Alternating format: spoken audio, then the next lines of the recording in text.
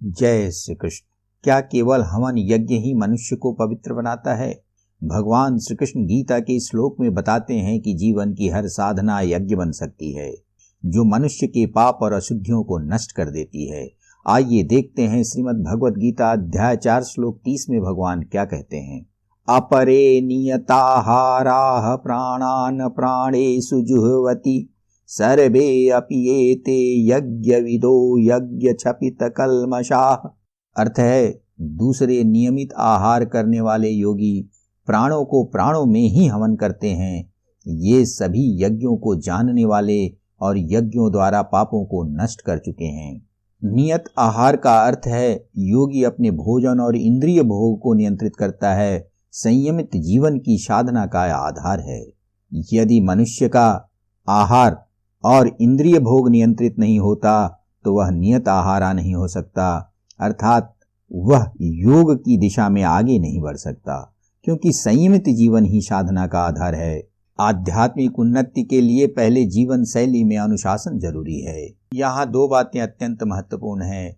पहली बात है नियमित आहार और प्राणों को प्राणों में हवन करना।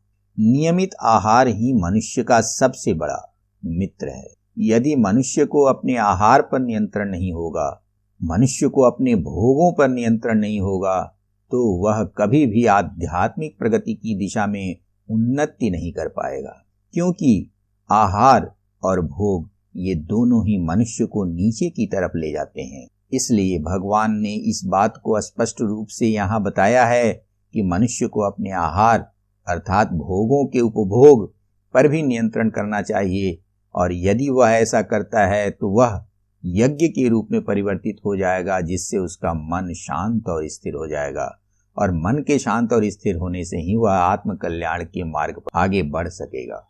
प्राणों को प्राणों में अर्पित करना, यहाँ श्वास प्रश्वास और जीवन ऊर्जा के नियंत्रण की साधना का वर्णन है। योगी विभिन्न प्राण क्रियाओं को नियंत्रित कर उन्हें एक दूसरे में विलीन करता है। यह प्राणायाम और आंतरिक योग यज्ञ का रूप है। वैसे तो सभी यज्ञों का उद्देश्य एक ही है। दान, तप, स्वाध्याय, प्राणायाम सभी साधनाएं अंततः मन और कर्म की शुद्धि के लिए ही हैं। इन यज्ञों को समझकर करने से व्यक्ति की अशुद्धियां और कर्म बंधन कम हो जाते हैं। संयमित जीवन जीने से मन शुद्ध होता है। शुद्ध मन से आध्यात्मिक प्रगति होती है और सच्चे भाव से किया गया हर कर्म यज्ञ बन जाता है।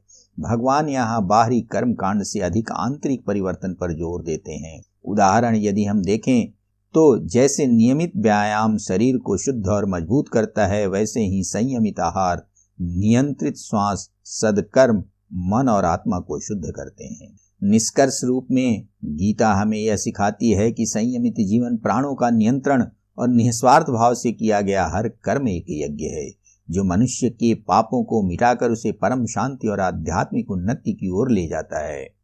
यदि आप गीता के ऐसे ही गहरे रहस्यों को सरल भाषा में समझना चाहते हैं तो चैनल को सब्सक्राइब करें और इस ज्ञान को अधिक से अधिक लोगों तक पहुंचाएं। जय श्री कृष्ण।